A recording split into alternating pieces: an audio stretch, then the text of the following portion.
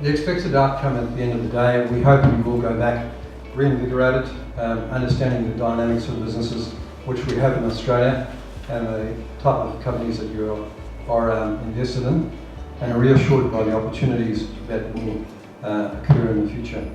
We've been nominated for 4 awards. We haven't updated the slides as yet, but Tom's been nominated for Financial Planner of the Year award across that group. Chris Raybine's been nominated for Emerging Leader of the Year award for his leadership in science of the technology that we need to go through, and also with clients and managing a growing team. And our firm has also been nominated again for Best Insurance of the Year award. We believe probably some of our best roles is to almost work a bit like a GP, to know when to bring in the oncologist, to when to bring in the orthopaedic surgeon, and when to say we need somebody else to help because you've got a very specialised need. But we then manage that. We then make sure that that specialist is the best one that you can use. I'd like to welcome to the stage Andrew Kovacs.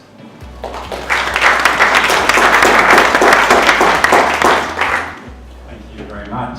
I'm sure the share market has been a fantastic source of wealth creation for many of you, and the good news is that that can continue. However, to make that the case, you'll need to change your approach, because I believe what has worked in the past will not necessarily work in the future. So you can no longer get great returns from perhaps your fixed income investments that you used to be able to get. So a lot of money was finding its ways into equities, particularly yield-paying equities, as a proxy for that fixed income part of your portfolio. The things you need to look for to ensure that is the case is firstly a high degree of certainty around cash flow and improving cash flow. Other CapEx programs that are rolling off mean there'll be more free cash to generate to investors than there was historically. I'm glad you're the one picking the various stocks to buy and sell, because I don't have the stomach for it, and certainly don't have the time for it. So the observation is just congratulations on doing your job.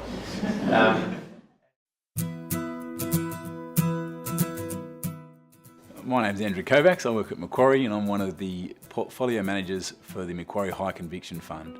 I've been at Macquarie for 13 years now. I started there as an analyst within Macquarie Securities, which is the institutional stockbroking business of Macquarie.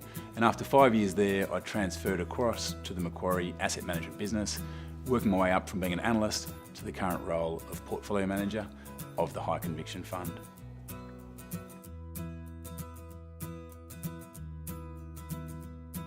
I'm part of the listed equities team within the Macquarie Asset Management business. Those looking at Australian equities, there's 24 of us, a mix of portfolio managers, analysts, dealers, and product management team. And then my tighter team is the High Conviction Fund team. There's 7 of us, 4 portfolio managers and 3 dedicated analysts. What we do is we analyse companies, discuss investment opportunities, challenge each other's views, debate, and make decisions to construct a portfolio of really fantastic investments in our view.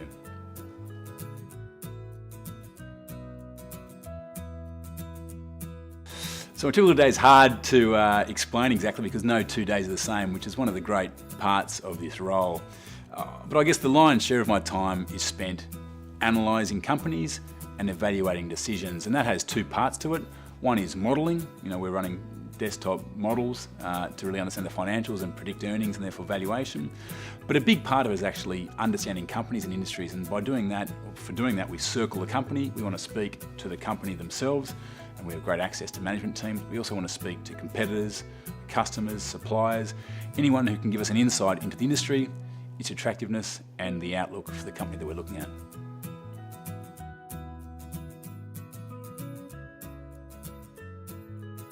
Buying the top 20 shares and holding them is a strategy that has worked in the past, but we don't think that will work in the future. The reason being is that these large cap traditional blue chip stocks are no longer offering the same growth they have done historically, because the industries are changing. Take banks as an example, 4 of your biggest companies in the market. They had an industry that was growing at a fairly great rate because loan growth was growing above GDP. They had a nice industry structure because the competition wasn't extreme between them. But you've got a situation now where credit growth is slowing, so their market growth opportunity is slowing. They can't do any more consolidation because the regulator's managing how much market share they can have. They've got competition in the form of new entrants, technology-driven companies who offer loans or certainly broke loans. They've also got a regulator who's worried about their capital position and forcing them to increase their capital holding. So, as an example, banks, which dominates the top 20, we don't think is a high growth category, and therefore investing in just the top 20 and holding them will not give you the returns that it has done in the past.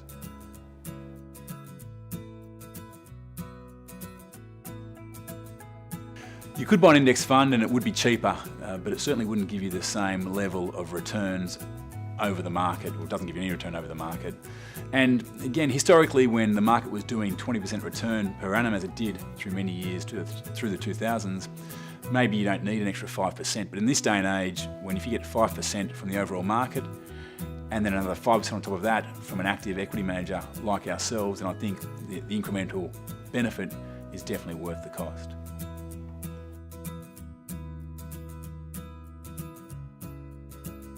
Look, the economic growth outlook for Australia is moderate and is more subdued than it has been, and therefore one avenue for extra growth is to look to offshore companies or companies that earn their income and operate their businesses in higher growth markets, and there are many of those around the world. The US as a large and increasingly strongly growing market is an opportunity to invest in.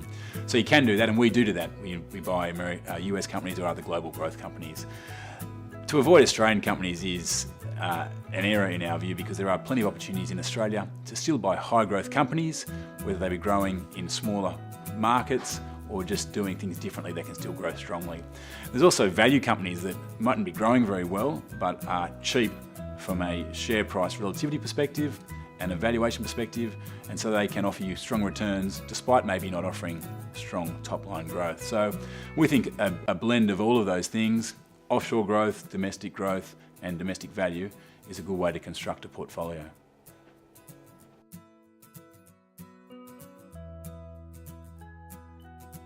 There's a number of differences, but I think two key differences in our fund is firstly the way that we take a very focused approach. We have a concentrated fund of just 25 or so stocks of our best ideas, and we want to focus narrowly on those ideas and do deep research in them to give us conviction and for us to make sure that they are the best opportunities in the market. Another difference of our fund is that we are unconstrained in terms of whether we're value or growth, large or mid-cap. We can hunt around in all areas to find the best investment opportunities. So we're not bucketed into one style or one class. We're quite flexible, and that allows us to deliver performance, we think, through the cycle and in all parts of the economic and share market cycle.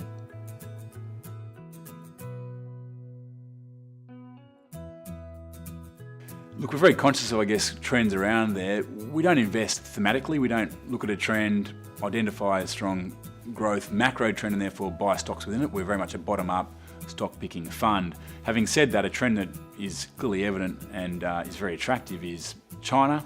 Not necessarily the infrastructure provision and build in China, which was a resource intensive investment, and therefore our resources companies did well, but more the consumer. The consumer over there is obviously, there's a lot of them, and they're growing in wealth and spending more money travelling. I think last year there was 120 million tourists exiting China to go holiday and spend money elsewhere. And we certainly benefit from that trend in Australia. We had about 1.5 million of those coming here.